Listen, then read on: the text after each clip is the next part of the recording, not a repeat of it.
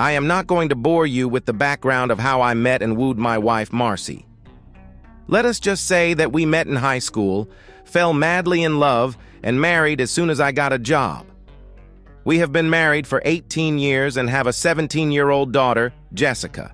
You do the math. 2 years later, we were blessed with twin sons, Brian and Baxter. Life was good and I had no complaints, but I was the only one. It appeared that Marcy had not been happy for some time now. Today, I was lucky enough to learn about it all. I was employed by a small manufacturing company as their one and only electronics data processing manager. I worked my way into that position over a 10-year period. I had bigger plans, however, and every evening and most weekends I was struggling with my best friend, Elton, in developing a computer server system that would provide instant linking over long distances. Although the software development seemed to outstrip our hardware efforts, Elton and I were still able to come up with a tight little system that we were almost ready to bring forth. Unfortunately, we were not working fast enough to save my marriage. Today was the day that Marcy decided to give me the bad news. John, it is pretty simple. The only thing I am asking for is $500 a month for child support. You get to keep the house, the furniture, and everything else.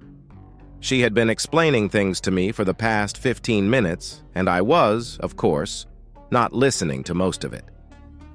I don't want to interrupt, but $500 seems a little low for 3 kids. Marcy let out an exasperated sigh. John, it is only for Jessica, and only until she is 18. I am trying my best to be fair, and I think $500 is reasonable. What about the boys? Aren't you taking them also? Of course I am, but you don't have to pay child support for them because you are not their father. I am really surprised that you didn't figure that out years ago. I guess that shows how really dense I was. No, I didn't figure it out. It never even crossed my mind that the boys might not be mine. Now, she was telling me that she not only wanted a divorce, but that she had been cheating on me for at least 16 years. What else was there that I did not know? My mind started to wander again. She was still talking, and I was trying to put all the pieces together in my head. I am sure that the things that she was saying were important, but I just could not bring myself to concentrate. Okay, damn it. Okay, I will go along with just about anything. The only thing that I insist on is that I get Jessica every weekend and on all school breaks, including summer. Marcy actually stopped talking for a moment. I can live with that. If it is okay with Jessica, I will have the papers drawn up tomorrow. Will you sign them then? I could tell that she was getting ready to leave. I didn't realize it before, but she had actually been moving her things out gradually over the last few weeks. Just a couple of questions before you go, please. Who the hell is the father of the twins? Who are you going to be living with? Finally, why did you wait so long? Langford King is the father of Brian and Baxter. We will all be moving into his house, she replied. What about his wife? Where are Joyce and the girls going to stay? Joyce left and took the girls with her. After she caught me and Langford in bed, their marriage was over. I didn't ask for a divorce before because Langford was still married, and I had no alternative. Now that he is getting a divorce, it only seems practical that I get one too. You have been screwing Langford for 16 years? I asked. That is right, and I have no intention of stopping. I'm sorry, John. You are a great guy, but you are only mediocre in the sack, and I am afraid you are going to be working just to put bread on the table for the rest of your life. Langford is rich, successful, and a great partner. I only have one life, and I want to enjoy it to the fullest. You couldn't give me that. I had no response for that. I watched her walk out the door and then opened a cold beer. She was right. Here I was, sitting in a $300 recliner drinking cheap beer. I had big plans and that was about it. I guess what really killed any feelings I still had for her was when she compared my performance with Langford's. There is not much you can do about something like that. Either you got it or you don't. I was always satisfied, but apparently Marcy wasn't. We have known Langford and Joyce since high school.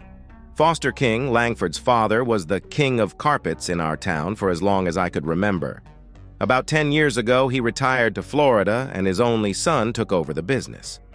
A lot of us used to get together at regular intervals for barbecues, picnics, and other gatherings. Marcy and Langford were always friendly with each other, but no more than any of the other people who attended. Langford started to drift away from our group as his bank account grew. In the last few years, we saw them only 2 or 3 times. At least I did. They had 2 beautiful teenage daughters who were friends with Jessica. Speaking of Jessica, she was the bright spot in my hectic life. She was small, funny, and cute. She always brought a smile to my face. Unlike her brothers, she studied hard and was an excellent student. All she wanted was good SAT scores and acceptance at a great school. I did everything I could to help her. Brian and Baxter were just the opposite. Not only were they not interested in academics, but they had no desire to participate in sports either. I tried several times to get them involved in my computer projects with no success. Most of my contact with them was of a preventive or corrective nature. I would adjust situations and their mother would override me. Now I understood why. Marcy was always a good wife. She never denied me intimacy, and quite often initiated it. She kept a clean house and was never demanding. She was a great mother and a wife that I felt I could be proud of. It appears that she was also a fabulous actress. I was finishing my 3rd long neck when Jessica got home from school. There was no telling when the boys would be getting home. Usually they missed supper several times a week and Marcy said nothing. I gave up arguing about it a long time ago. "Hi, Dad. What are you doing at home? Where's Mom?" I struggled out of the recliner and gathered up my empties. "Your mother asked me to come home for lunch today so that she could tell me that she wanted a divorce." My words sounded a little slurred, even to myself. I am not a good drinker. "I'll get them. Sit down. I guess that explains why you are drinking in the middle of the day." Jessica took the bottles from me and carried them into the kitchen. "You didn't have a clue, did you, Dad?" "Nope." I watched as she kicked off her shoes and plopped down on the floor. "What is going to happen now?" "You and the boys are going to go live with your mother at Langford King's house, the mansion on the hill. Your mother always wanted to be rich, apparently." "It's not a mansion. It's just a big old house that his father built years ago." We sat silently for a few moments. "Did you know that I am not the father of your brothers?" "Yeah. Brian and Baxter joke about it a lot. I guess Mom told them years ago. Every time you chew them out for something, they take it and then go somewhere and laugh." "Well, I guess that explains a lot, doesn't it? How come you know all about this?" "I have known for years, but didn't want to say anything. You seemed happy enough and I didn't want to rock the boat. A couple of weeks ago, Lisbeth and Carla told me that they were moving to Lancaster. Their mother caught Mom and Mr. King in bed together. I figured that something would happen soon." "You could mention it," I asked. "I don't think so," she replied. There was another moment of quiet. "I'd rather stay here with you. You'll need someone to help around the house." That would never fly. The court wouldn't allow it. "I did work out a little compromise, however," I answered. "How is that going to work?" she asked. "You get to stay here every weekend and every school break, including summer." "I can make that work. Why don't you go take a shower and I will order some pizza?" While we were eating, Jessica presented her plan for the separation. She would come to our house Friday after school and stay until she went back to school Monday morning. I thought it was better than anything I had imagined. We were still discussing the details when the phone rang. "John, I just wanted to let you know that the boys are here and will be staying overnight. Tomorrow, while you are at work, the kids and I will move our things over here. They can afford to miss a day of school. Jessica can spend the evening deciding what she wants to bring with her and what she wants to keep there. I don't see any reason why we can't start the new arrangement right away, do you?" "No, that sounds fine to me. I'll let Jessica know. I replied. The reallocation of bodies seemed to go smoothly. I found myself alone in the house, and, to tell you the truth, a little relieved. I had a hard time concentrating at work because I kept trying to figure out where I went wrong. My constantly kicking myself for being completely in the dark about my wife's relationship with a close friend did not improve things. Elton and his wife, Beth, offered a shoulder for me to cry on, and I readily accepted. The obvious answer was booze, but I decided against it. Instead, I started spending even more time on the server project. Beth wasn't too thrilled about Elton working more hours than he was, and I ended up having to send him home several times. The divorce papers got filed, and Jessica started spending her weekends with me. She was careful not to say anything derogatory about her mother, but she also never seemed to have anything good to say. She seemed a little annoyed at the amount of time I was spending on the server development, but didn't complain. She stayed busy doing the washing and housework that Marcy was no longer available to do. It was not my intent to use her that way, but she seemed glad to have something to keep her busy, other than studying for her SATs. I always made time to have meals with her. It was late spring when things started to get better. Jessica was accepted at the University of Oregon and also approved for a senior year abroad in Spain. She was worried that Marcy would not let her go for some reason, but she needed her permission. I didn't understand her concern until I found out that she had not told her mother about her college applications or about the exchange program request. At my suggestion, Jessica asked her mother to sign the permission slip to go overseas by presenting it as a class trip without any further elaborations. Marcy signed the paper without even looking at it. The next week, we applied for her passport. My divorce was final.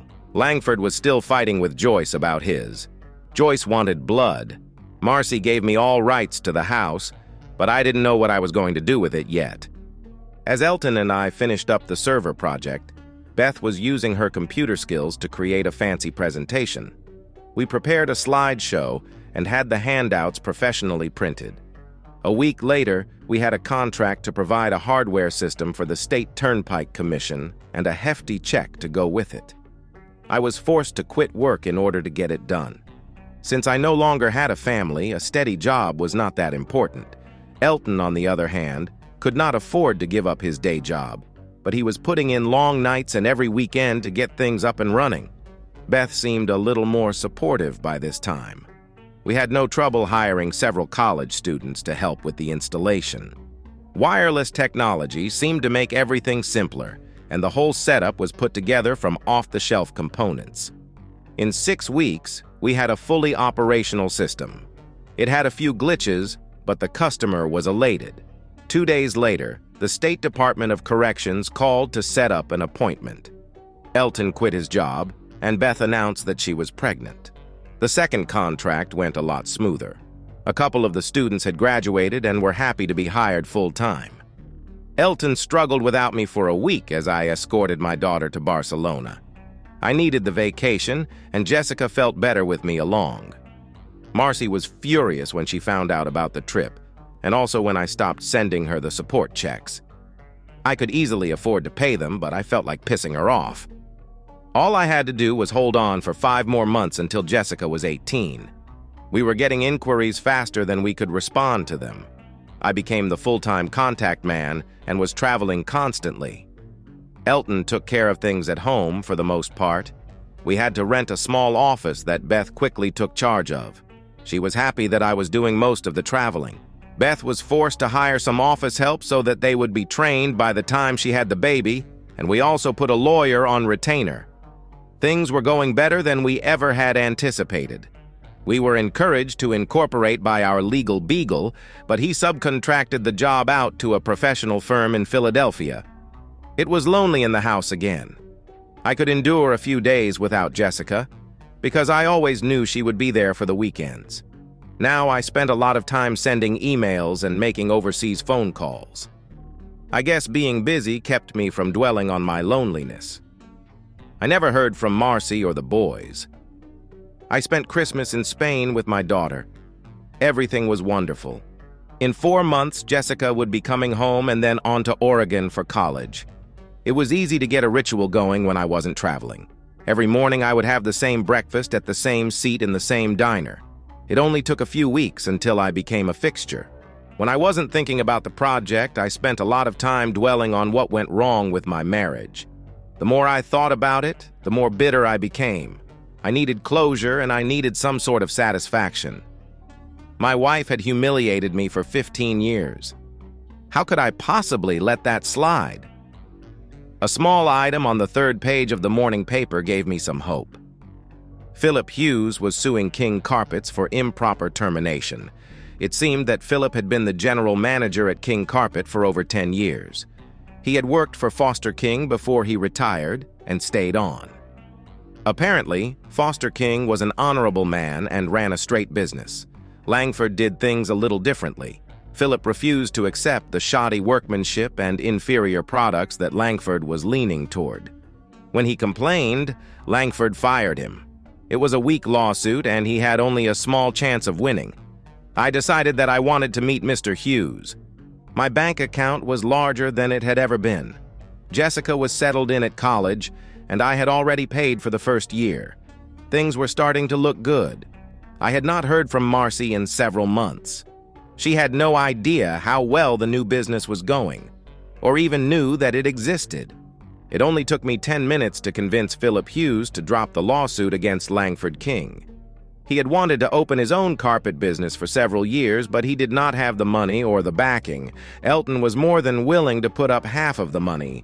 He and Beth both thought it would be a good investment. Other than King Carpets, the only competition would be the two big home improvement stores in the area.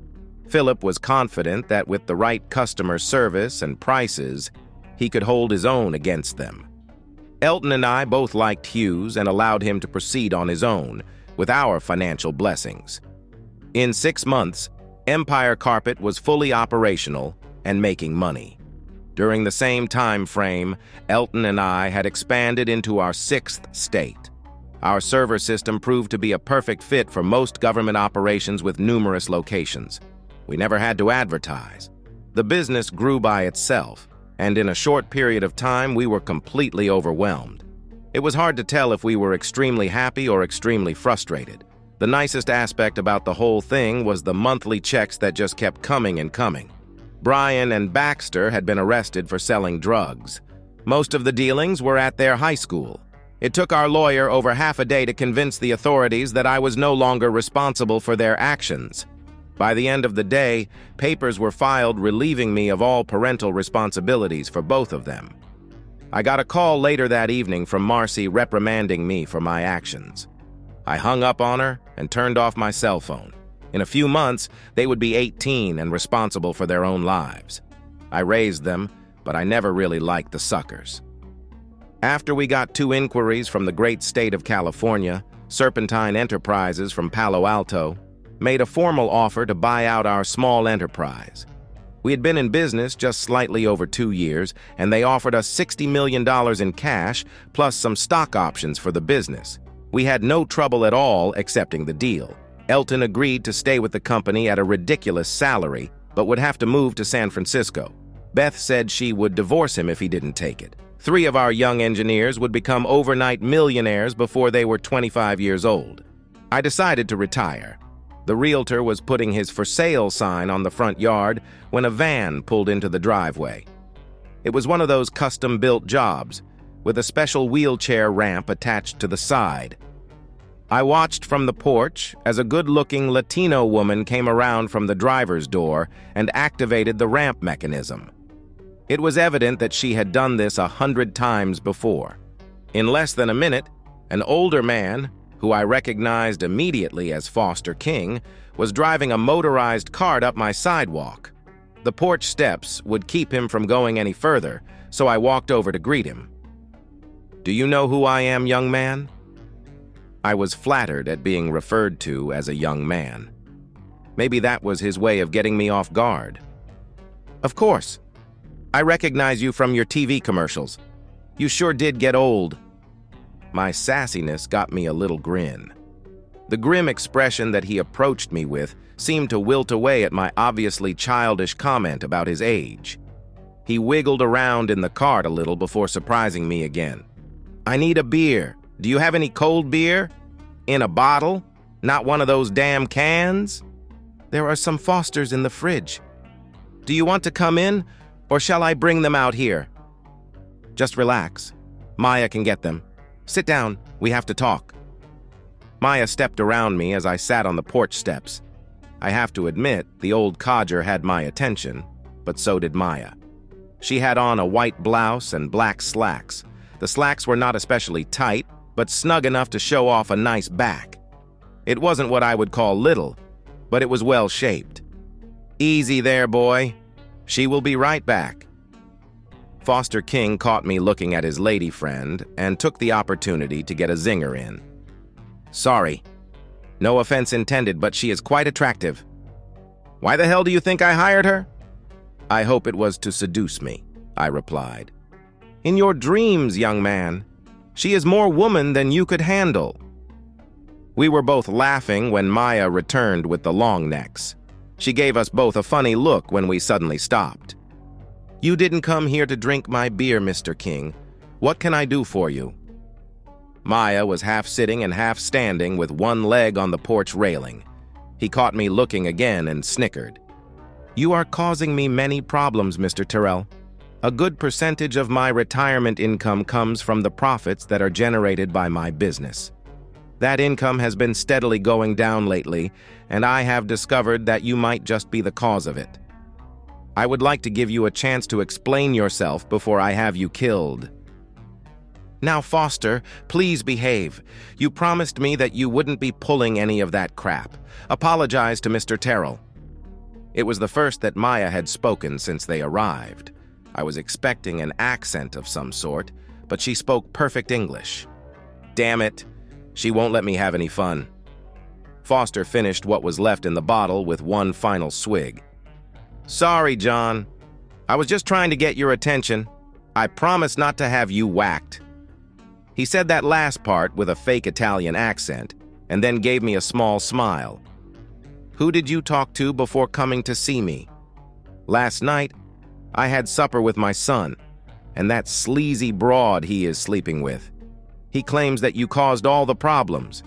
It was hard to get any facts out of him because he just kept running on about you trying to get revenge for something. I finally got fed up with him and left early. Never even got to see my granddaughters. I was hoping you could give me some facts instead of bullshit." Before I could say anything, Maya got off the rail and whispered something into Foster's ear. "Oh, shit." He smacked his hand against the arm of the cart. "That explains everything. Why the hell didn't you tell me that last night, Maya? Sometimes I wonder what I pay you for." "You pay me because I am the only one who will put up with you." "Mr. Terrell, I didn't realize that the woman staying with my son was your ex-wife. I apologize for referring to her as sleazy. To be honest, I don't understand why you would be upset at my son for taking her. Seems to me that you would be thanking him." "I take it that you didn't like her," I replied. "Not particularly. She got a little huffy when I asked Langford where my granddaughters were." "Joyce and the girls are staying with her parents in Lancaster," I replied. "You know Joyce." "Very well. I consider her a good friend. Can't say the same for your son." "Well, all this is very interesting, but I still need to get down to the business I came for. Mr. King, did you talk to Philip Hughes yet?" "No, why should I asked. "Is he a person to be trusted?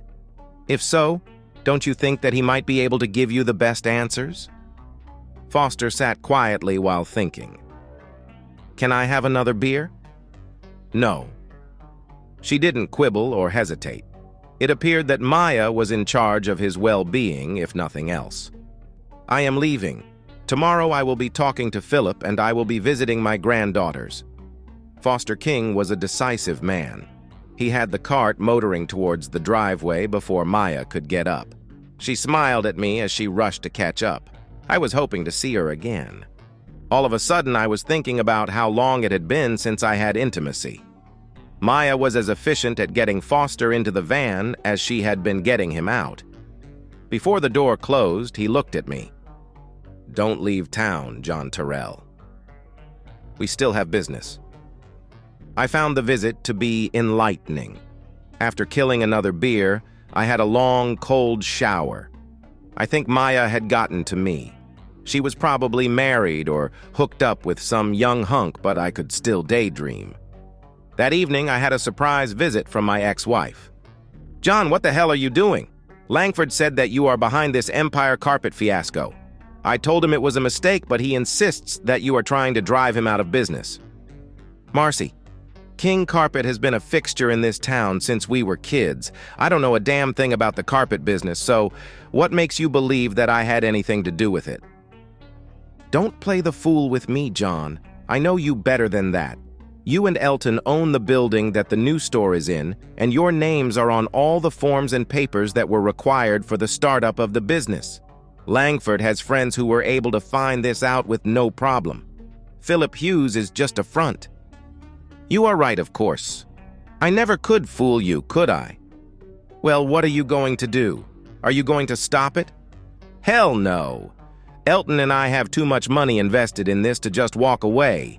If you pay attention, I think things might get even worse over the next few days."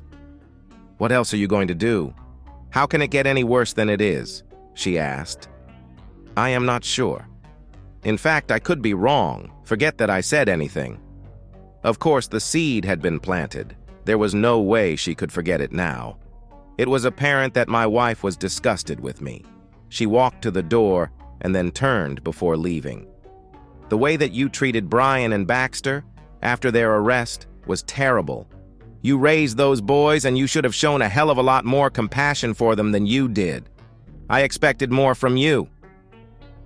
"I am just curious, Marcy. When did you tell the boys that I was not their father?" "Is that important?" she asked. "I think so," I replied. "About 3 years ago, they accidentally came across me in Langford having coffee at a small shop off Bleecker Street.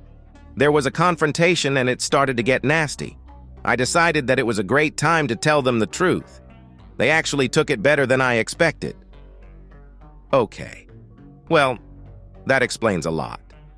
I gave my ex-wife a big smile. "By the way, I am going to see Jessica tomorrow. Do you want me to say hello to you?" "Don't bother. She has made it perfectly clear that I failed as a wife and a mother, as far as she is concerned. I'll take care of my boys, and you can pamper your precious daughter all that you like." She slammed the door as she left. I spent the next week with Jessica. She took as much time away from her studies as she could and showed me all of her favorite places within 100 miles. I was not surprised when she told me that she wanted to stay in the area after graduation. I missed her, but I felt proud that she was doing well. A few surprises were waiting for me when I got home. Foster King had been a busy man. I had no idea why he was confined to that motorized cart or if he really needed it. Apparently, his money and influence in the area meant a lot.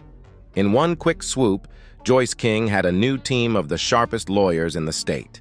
By the end of the week, she was back in her old home, and Langford and Marcy were in a motel living out of suitcases. I had no idea where the boys were. All I knew for sure was that they had been thrown out of school and were awaiting some type of trial or hearing. I didn't concern myself with it too much. Joyce had sent all of Langford and Marcy's clothes and other belongings to a storage facility. My plans to use Philip Hughes to put the King Carpet Company out of business came to a screeching halt. It appeared that Langford never owned the company. Foster had kept it in his name and had also kept control over the whole operation, although he had not exercised it over the past few years. Philip had left several calls on my answering machine, insisting that we needed to talk. There was no way that I could have known that Philip Hughes and Joyce King were friends. I didn't exactly know how good friends they were, but they were close enough to confide in each other. Foster King fired his son and got a court order to keep him away from the business and anything related to the business, including the company car. He also appointed Joyce as the new manager of the operation. Since she had no real experience in the business, her only recourse was to ask Philip for help. Philip was torn between his loyalty to Elton and me and his desire to help Joyce. He desperately wanted to make everyone happy and was seeking my counsel. Elton was 3,000 miles away. My realtor had 2 offers on the house waiting for my review. One of them wanted possession within 30 days, so I took it. Jessica was gone, Elton and Beth were gone, and I had no reason to remain in the area. The realtor was putting the sold sign on the house when Marcy pulled up. She stood in the driveway and stared at the word sold for the longest time before walking up to the house. Is it a done deal, or do they have to get financing or credit approval? It's a lock. They had cash and they wanted it now. I will be out of here by the end of the week. Why do you care? Joyce King got a fancy lawyer and was able to steal Langford's house away from him. We were looking for a place to live until we could find a new one to buy. I just thought that you might want to rent this one. Sorry, you're too late, but I am sure with all of Langford's money you will have no trouble finding a place. I was snickering to myself as I said that. She had no idea that I was fully aware of the financial difficulties they were going through. I was pretty sure that Foster King was not going to cut his wayward son any slack. Philip had briefed Foster on how Langford was handling the business and about the way he treated his wife. Daddy was not happy. Marcy did not push the subject any further. As she left, I noticed the Alamo car rental sticker on the back bumper of the car. Philip Hughes and Joyce King came to see me that evening. I was amazed at how well they got along together. It did not take us long to reach an agreement. Empire Carpets would become Empire Floors and sell only tile and wood flooring. King Carpets would sell only carpets. Philip did not envision any problems in running both operations, but would only do it if Elton and I agreed. He felt that the 2 businesses would complement each other. He also indicated that after a few years, King Carpet might be interested in buying out Empire. I thought that was very clever of him. I noticed that Joyce had an embarrassed smile on her face when he said that. I guess they were closer than I had thought. All of the furniture and things in the house I gave to the Salvation Army. In fact, I also gave them most of my clothes. I was due to get a new wardrobe, and this was a good time to do it. By the time I got done picking and choosing, I could get everything I wanted or needed in my car. I spent a full day closing accounts and making sure that I had no outstanding debts. Somehow, Foster King got a hold of my cell phone number and coerced me into joining him for supper that evening. It would be my last day in town. I was sure that things would go well, and I was actually looking forward to seeing Maya again. Foster King was a proud man and also liked to gloat a little. He gave me a quick rundown of his meetings with Hugues and with Joycey. There was no doubt in his mind that the actions that he took against his son were well-deserved. He thanked me for allowing Hughes to help Joyce. I tried to listen to every word that he said, mainly to be polite, but my eyes kept wandering towards Maya. She wore a gray-green evening dress that made her eyes glow. Her hair and makeup were perfect. Foster noticed the distraction and stopped once in mid-sentence just to make me feel uncomfortable. His laugh gave away his intentions. Maya did not join in the conversation, other than to stop Foster from reordering drinks and not allowing him to order dessert. He faked a little pout and made a half-hearted remark under his breath.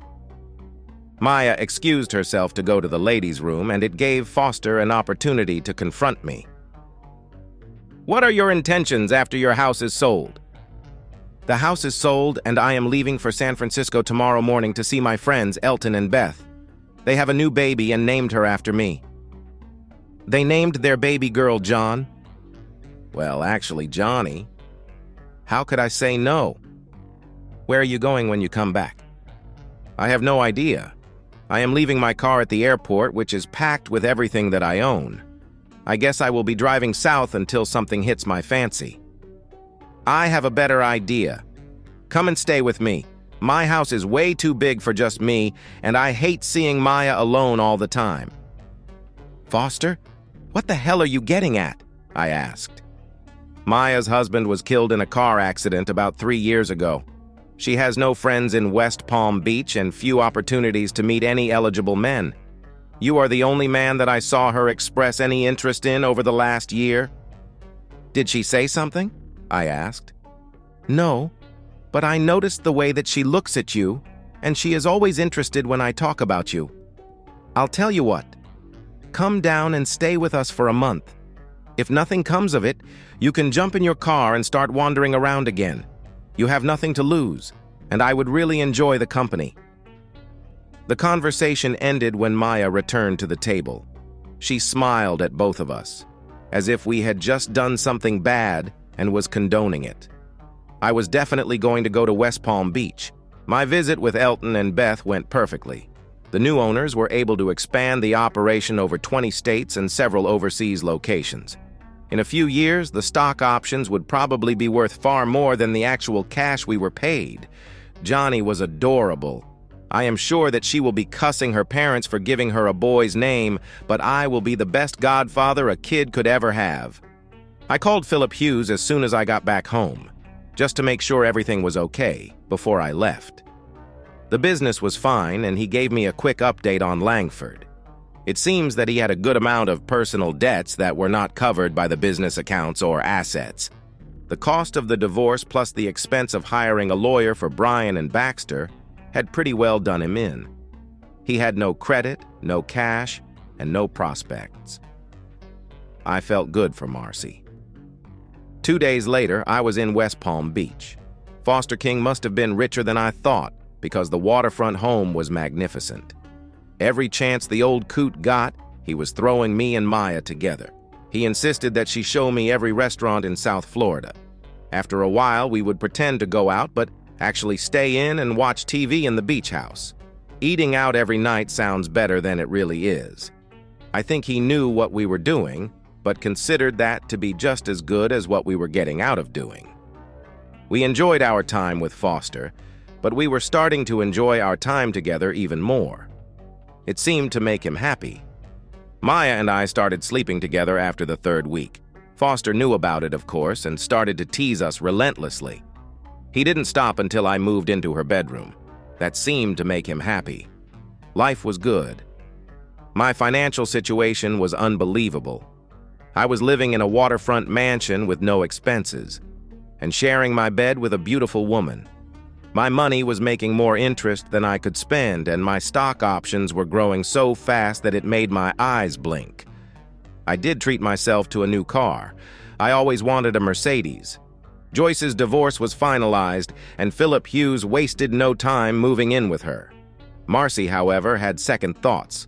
All of a sudden, being married to Langford King did not seem like a good idea. Marcy seemed to disappear into the night. Jessica and I never heard from her again. Before the end of the year, Foster asked me to witness his new will. I never found out what exactly was wrong with him, but he seemed to be going downhill fast. He left all of his assets to Lisbeth and Carla, to be held in trust by their mother until they were 25 years old. He left the business to Joyce with the provision that she be married within a year of his death. He left the house in West Palm Beach to Maya with the same provision. Things didn't work out as I had planned, but who was I to complain? Oh yes, I will be getting married sooner than I expected, because I just found out that Maya will be becoming a mother. If it is a girl, I am not going to name her Elton.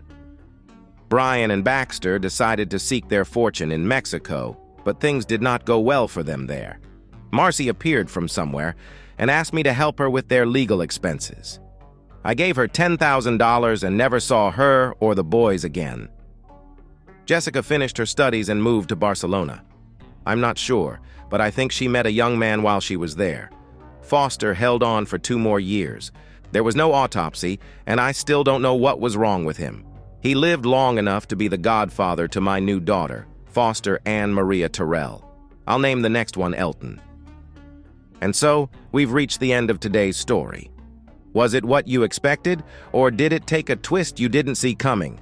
I'm curious to hear your thoughts. Share them in the comments below, and let's get a conversation going. If this story kept you hooked, make sure to hit that like button. And if you're new here or just haven't subscribed yet, now's the perfect time to join our community. I bring you fresh, captivating stories every day, so click that subscribe button and turn on notifications so you never miss out. Thanks for watching, and I'll see you in the next one.